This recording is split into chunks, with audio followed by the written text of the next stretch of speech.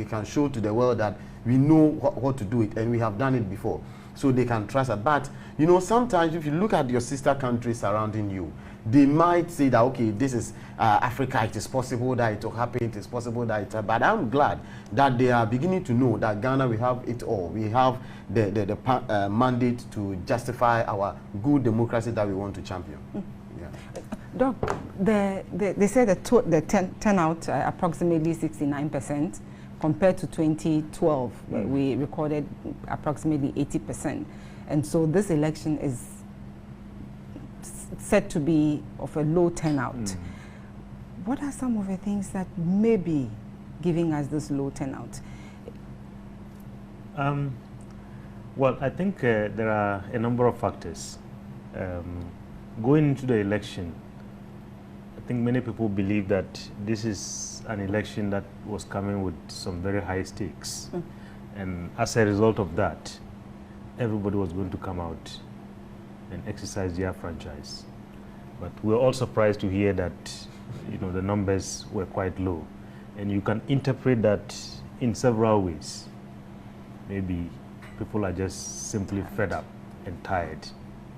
Because I know a number of my friends and people that I interact with on a daily basis who said, I am not going to vote because that's not going to make any difference. They are all the same. I mean, they are all going to be the same.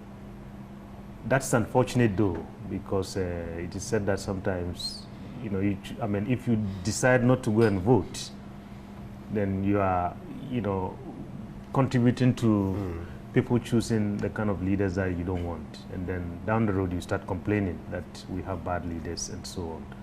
So the turnout was very surprising, but I believe it is mainly because people think that all we are going to get is maybe different actors, but the play is going to be the same.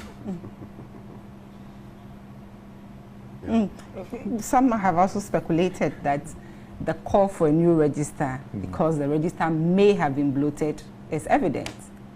No, I don't think so. I don't think so.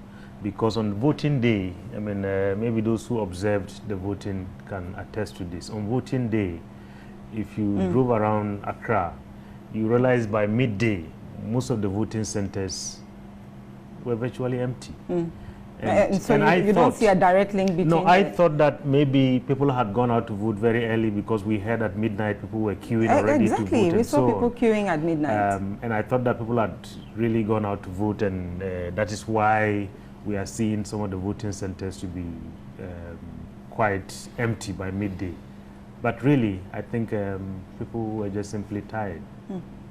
Yes, on that, because if the people do not exist, then we don't expect them to vote. That's the argument from certain causes. Exactly, and I absolutely agree with you. I think we have to look at it from different angle. One, you know, when you talk about voting apathy, which can also create this particular downsize of people going to vote and the percentages, okay. It will be possible that people are virtually tired with the system that he rightly said. So I agree with him also. But it could also be that it's not a time that we have to look at it from the viewpoint that the number that actually we have on the voters register, in terms of, they say we have 15 million people on the voters register. Is it truly that they exist? Is it truly that we have that particular number? Because if you are looking for in terms of percentages, okay, you measure 100% in terms of, and then you measure it by the turnout. But it could be possible that this particular round, the percentage is not all that good because of the fact that the number that we are expecting is not the true number that should be that are alive, because it's possible that some are dead. There were a lot and of they're still on the register. Then they are still on the register. Some they've traveled outside the country, but their names are still on the register. There are various reasons. But notwithstanding that, I mean, it was so obvious that people were actually tired, because if you look at voter regime, for example, that the voting population, I mean, came down dramatically. If you look at other region too, if you compare with 2012, you realize that people did not actually go to vote. But I was wondering, I was actually surprised when the EC came out to say that we have 69% of the voted voting turnout. My surprise was that I intentionally, I was on queue for about almost 4 hours before I was given the chance to vote. People were ready to go and cast their vote. You could see that the readiness for people to go and vote was there. But we need to begin to investigate in terms of the total number that we have in our register, whether indeed they represent the actual voting public that we were expecting. Other than that, we will keep on having this particular percentage. 4 years will be another election. What do you recommend we do? Start looking at the register now? Yeah, maybe now, right now, it's too early for us to look into the register now. But I think subsequently, you see, one problem that I think Ghana, we in terms of our election we are having is that whenever we end an election, most people go back, sit back. They don't come to audit the situation for us to know other things until closer to another election. Then they come again. Meanwhile, there are so many things and reform and whatever that we can do in terms of the previous election vis-a-vis the subsequent election that we are going to have. What can we do to in terms of improving our system? But they will go back, and then when it's closer to another election, then they come again. But in terms of actually they saying that we are going to do audit right now, is too premature. We have to wait. Dr. Cranting, the concession speech from the president, some have described it as a show of statesmanship, and also the victory speech from Nana Akufo-Addo, the president-elect. People have seen a lot of positive. What are your thoughts about these speeches, and how does that help to consolidate our democracy? Yeah, that's right. Before I get to that point, I have a quick comment on the two issues. Please make that brief, yeah, and then we'll look at them. Yeah, that's right. The point about the foreign observers vis-a-vis the local observers that my prof make the point. You see, the foreign observers just give you an international vote of confidence in your country. Mind you, the president is going to be sworn in office. One of the things he's going to say, we honor all our international obligations. You belong to Commonwealth Secretariat, you belong to UN, you belong to ECOWAS and AU. Part of what you sign is that when you're doing elections, they will come and monitor as part of their.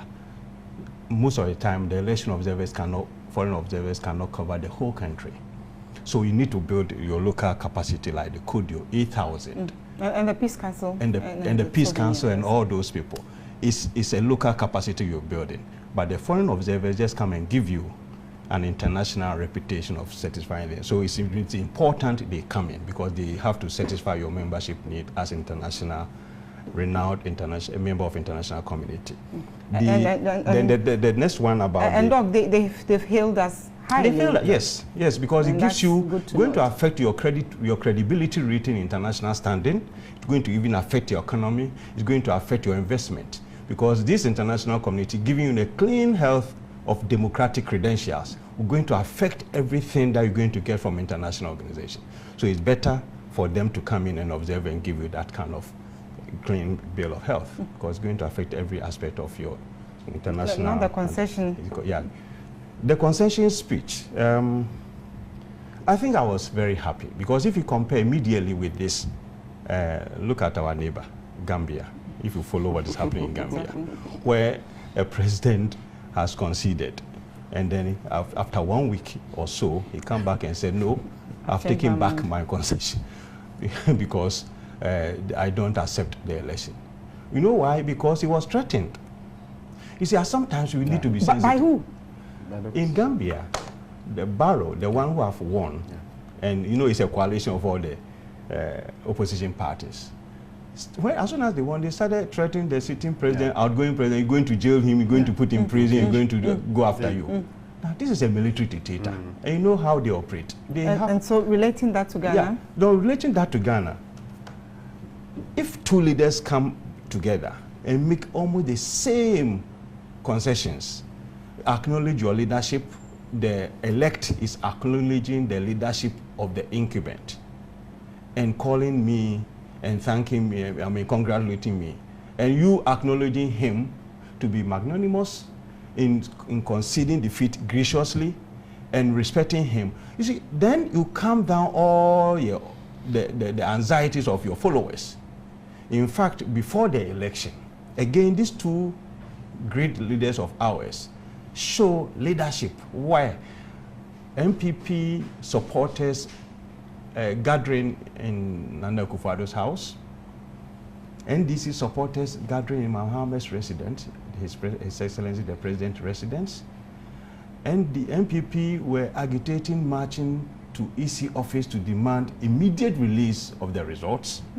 NDC said they will also meet them squarely if they do. So what happened? You got and then people were in white attire, yes, and going to the president to start jubilating. Yeah, those were all issues. Exactly. But then you see what the leadership did. NPP flag bearer at the time came and spoke that they should calm down and wait for the electoral commissions to do their work. The president, His Excellency, also came and also spoke about the same thing. Immediately there was no AC marching and all that. So that is what a country, when you are maturing in your democratic dispensation, that shows. And I think that this has brought the country together to the point that after the declaration, I witnessed some of the NDC members celebrating, and I think one of the reporters were asking, why are you celebrating? So, but Ghana has won. I mean, impressive. I was very impressed. But he said, you belong to MPP, NDC. Why are you celebrating? No, but we have voted, we have selected our country. The elect said he's going to be a president for all of us. So this has resonated among Ghanaians. And I think that going forward, this is what we need, because we don't want any antagonistic behavior from leadership, because the leaders are those the followers are going to imitate. So if you come out brazen, acrimonious, your followers will do the same. So I think that the speeches by both His Excellency John Mahama and President-elect, they have demonstrated leadership, and I feel proud to be a Ghanaian at the time, because at the time also I was with my colleagues from the Commonwealth Secretariat, and they were all witnessing what Ghana has, because Ghana internationally, when we talk about in Africa, we call it the pocket of success or island of success within the continent, where all around us we are having problems. Ghana has stood tall, and we continue to stand. And I think we have come to a point where our institutions have been strengthened. In terms of good governance, one of the key ingredients is participation. And Ghana have shown in terms of participation. That's why it ties in with that 69%. In terms of participation, is one of the key ingredients of good governance. The ability of the citizens to participate, to elect, part of the governance. And to elect and deselect their president and their leaders is key component of any good governance. And Ghana have continually demonstrated that. Now, tying in with that, you saying that, I mean, the idea is that was the election, my stake was that I went to vote. When I got there were only about 5 people in front of me. So I checked. 2 things happened that we have lost sight of. The EC, we should give them credit. Instead of the long queues that you're going to find, they broke it down into 2.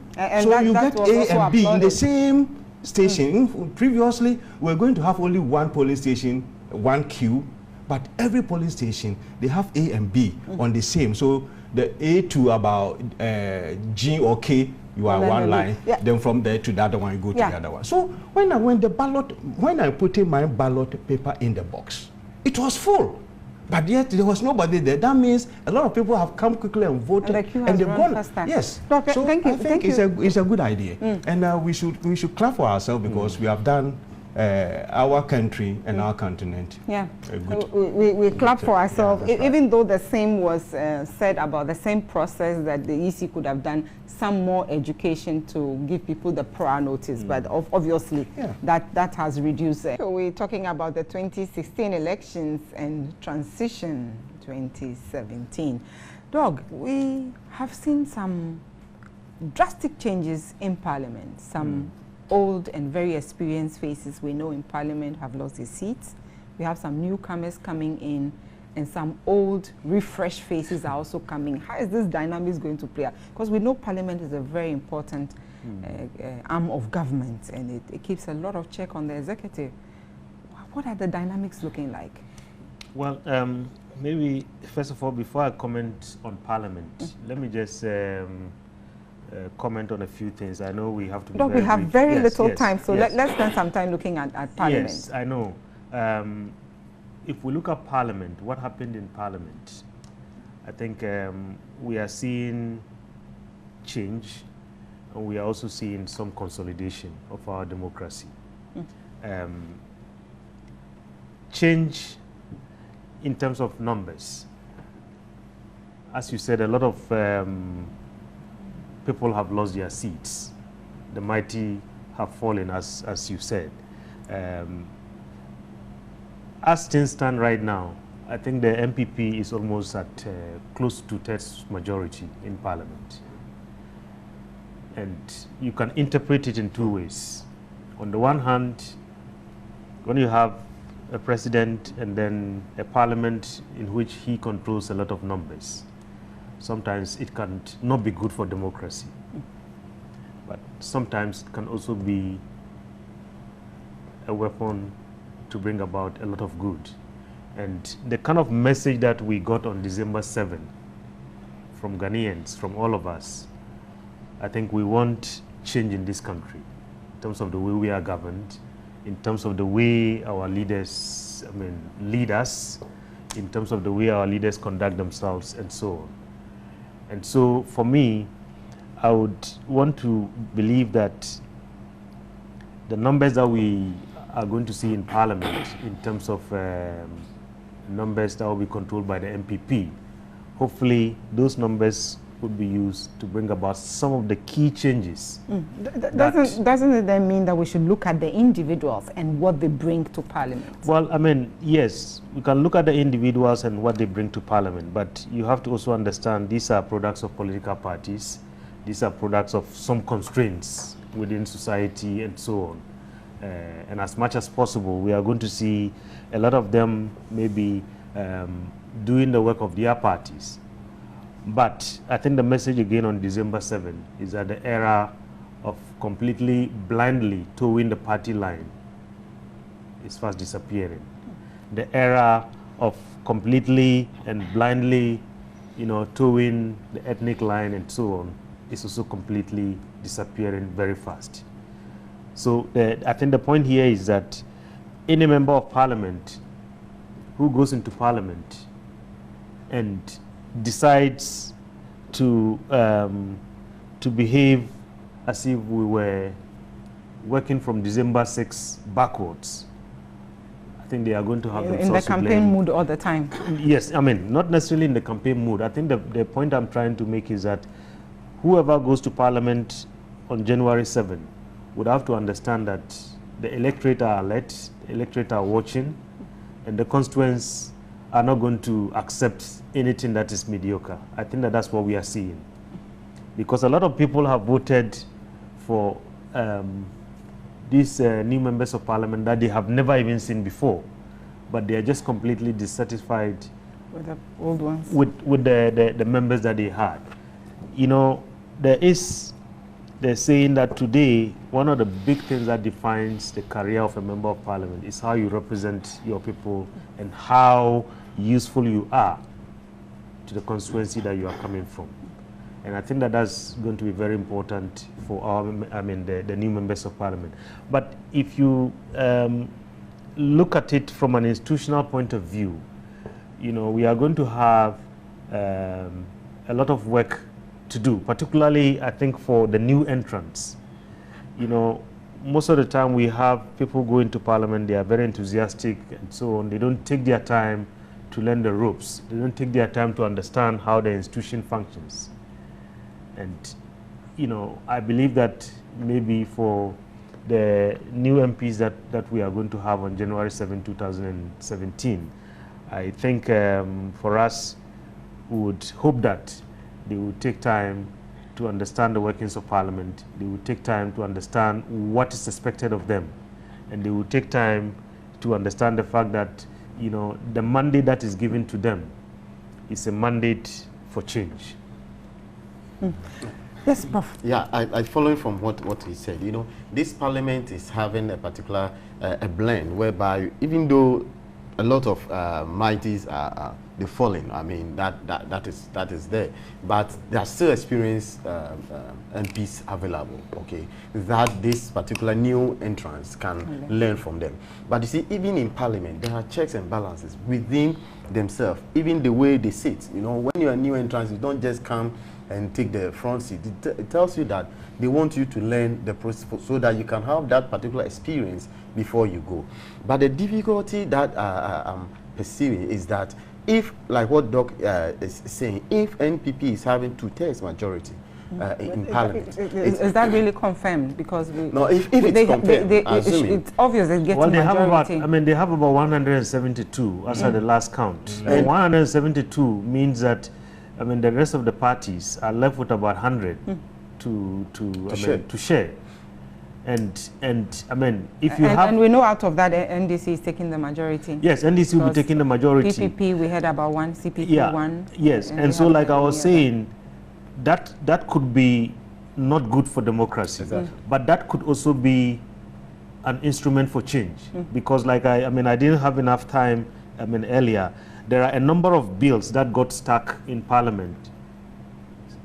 More than 10 years, we have the Freedom of Information Law that is stuck there. Is that because of the dynamics in Parliament, or is the will of Parliament to push the bill? Well, it's partly because of the dynamics of the Parliament, and partly because of the fact that we, the citizens, I mean, are apathetic to, I mean, these issues. Let's allow Prof to finish on his point. Yes. So like what I was saying, if indeed they are going to have 2/3 majority, to me it's quite scaring, because we will not see the true democracy that we want to push. You see, in Parliament, they represent a party, and every party is having a particular ideology, and the party expects that some way, somehow, the thinking of the party ideology push through.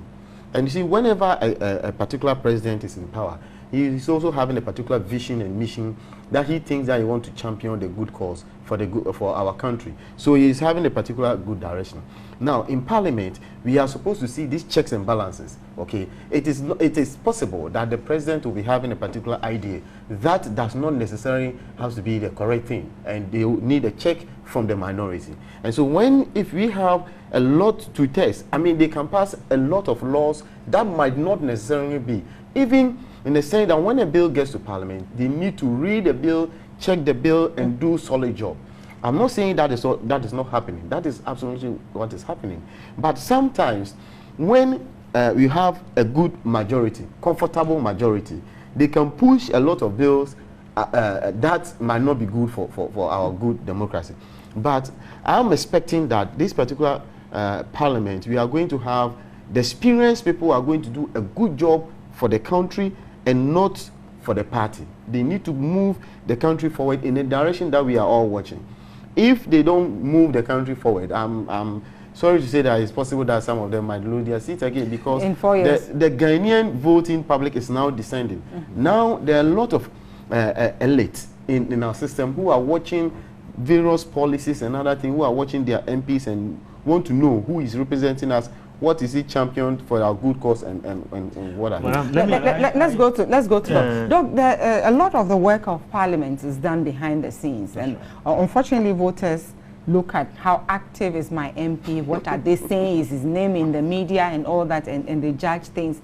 And we have the old Parliament also accused of not being diligent enough with some of the reviews and some of the bills. Do we think the individuals that are getting into Parliament are bringing in some expertise from their personal life to enrich the discourse in Parliament? Yes, I think so. I think so. I'm looking at the young and the new parliamentarians. They are all, on the average, they have first degrees on the average. Is that enough? No, but what I'm saying is that if you have a tertiary education, that means you are adequately educated. Some may have more than that. Some are lawyers and all that. The Parliament is a very a balanced parliament, and I like the parliament because it's very dynamic. You have a mixture of new ones. See, parliament is what they call the survival value. You have to renew yourself. The old one get pushed out, new ones comes in the middle one day. So it's very, very active. It's not a cake, it's not standing still. Obviously, colleagues have mentioned that they will learn. What I would say about that is that Ghanaians have given MPP administration a total mandate to break new grounds, because they're giving you a new president and a majority, a comfortable majority parliament. That means that any programs that you have in your manifesto that will going to break new ground, bring new changes, they're giving it to you, so you have no excuse to fail. That is what Ghanaians have given the new incoming administration. They're giving you a new president and a new, so obviously they have to utilize that mandate. And I've been listening to the president elect, and he's saying that he has no excuse to fail and they're going to deliver. And so he has given, that's what Ghanaians have done.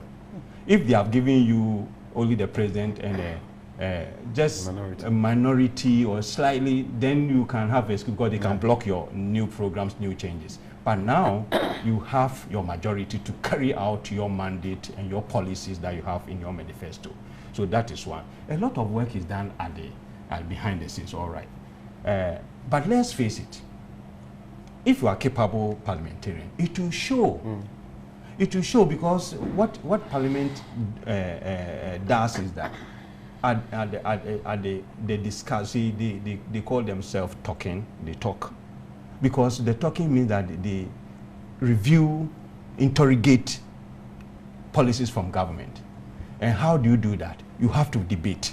So if we're parliamentarians, you cannot debate and bring the issues out. You cannot stand in the floor of parliament and say, in my constituency, there is no whatever, no public services going on. What is happening? You cannot ask ministers on behalf of your parliament. Then they have a problem with you. So it's not a matter of going to parliament and just warming the seat. Of course, a lot of work is done in the committees. And even there, you have to demonstrate capacity to be able to do the work you have to do. And you are right, because in that case, we want to have professionals who go into parliament so that they can do a professional quality work on behalf of the citizens. So yes, if we're good parliamentarians, those days where we were having all kinds of people, chopper keepers going to parliament and all that, now we are changing because the society is changing. People are becoming more educated.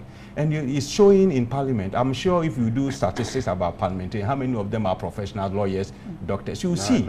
Yes, you have a lot of them. So yeah, so I'm very comfortable in terms of the qualifications of our parliamentarians now.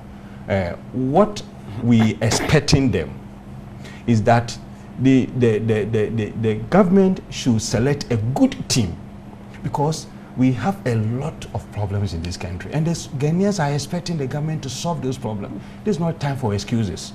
You have to now move forward, and therefore I'm sure the government will have to select people who will deliver. You know, so I think yes, I'm comfortable with that, and they will be expecting them to deliver, and I'm sure Nana will deliver. Okay, discussing the 2016 elections and transition. Doc, transition is one that has been a little chaotic, but in 2012 we saw the act, and now in 2016 we have a bill.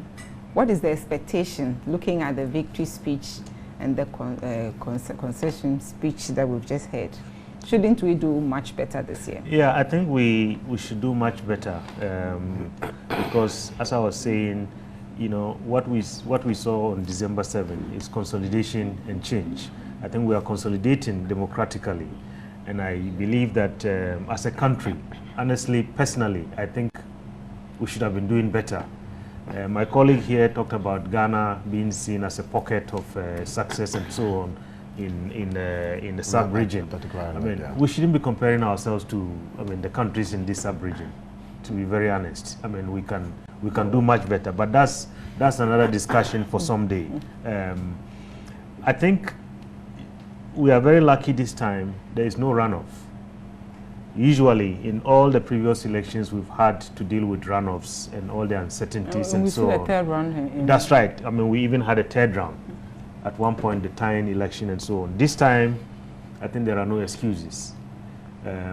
We have learned from the previous years, and because of all the confusion that have characterized transitions, now we have a transition bill and so on. And hopefully, our leaders will put themselves to work and abide by all the articles that are in the transition bill. And I believe if we have this bill applied to the letter, and people will be efficient in terms of doing their jobs, the incoming administration and the outgoing administration, I believe we are going to have a very smooth transition, particularly because we don't have to worry about the uncertainties of runoffs and so on. Yeah, for me, I think we have no excuse to make sure that this transition becomes a success, because gone are the days that we're not having any transition act. Now we have an act that has been assented to, in the sense that now it should be in operation. We should make sure that the operation of the act that they assented to become what we want to see. But we thank God that we don't have, we did not experience runoff. So it means that there are ample time for them to work and make sure that the transition becomes very, very effective. You know, gone are the days that, you see, sometimes the agitation during the transition era it happened because of the campaign, you know, some of the things that people used to say, okay, and the perception of the incoming administration that they are having on the incumbent administration. So sometimes, if let's say the incoming administration perceive that these people might hide something, and then also perceive that this previous administration, they are corrupt, so we'll make sure we go through everything and make sure that there is a success. Of course, that's what the country wants to see, that everything is free and fair. But we want to see this coordination in the sense that whereby you have the incumbent president, I mean, great speech, and then the president-elect, great speech.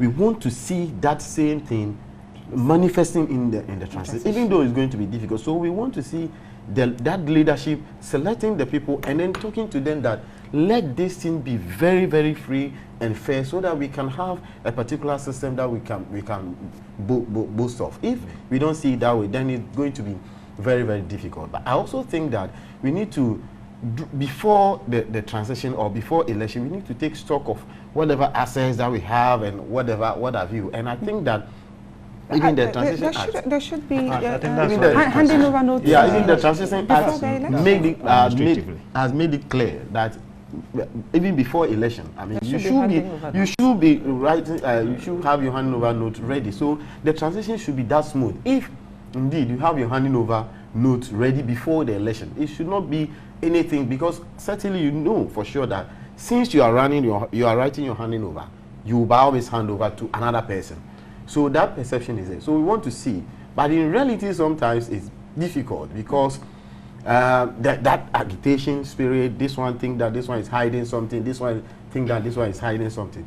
So I think that, being it as it may, they are, both parties they have very experienced personalities that can make sure that there is a smooth transition of power and smooth transition of assets, because the assets belongs to Ghana.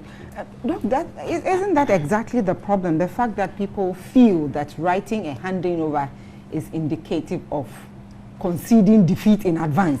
And so everyone goes into the election feeling, I am going to win this. There's no need to write a handing over that is going to come back to me. And so let's go and win. Isn't that the problem? Yeah, it is. It's like... how do we change that mindset so that people can go into an election? You know why people don't write will? Because you will die. Because you think that you are going to die. Yeah, the same kind of mentality. No, seriously, everything had to do with leadership. You see, the previous one that we had, antagonistic transitional period, look at the leadership at the time. Going to court, it was being heckled. It was very poisonous environment at the time.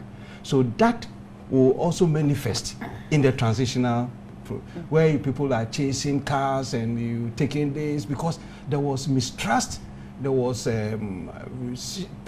poisonous and toxic environment at the time, as compared to this time around, where two leaders have been magnanimous to each other, and therefore it's going to also manifest in the transition. We're going to have, I believe that we're going to have a very peaceful transition. And this time around, we're not going to see people taking government vehicles and run away for anybody to go and chase them. Because what gives you this confidence? Because of leadership that the two of them have demonstrated.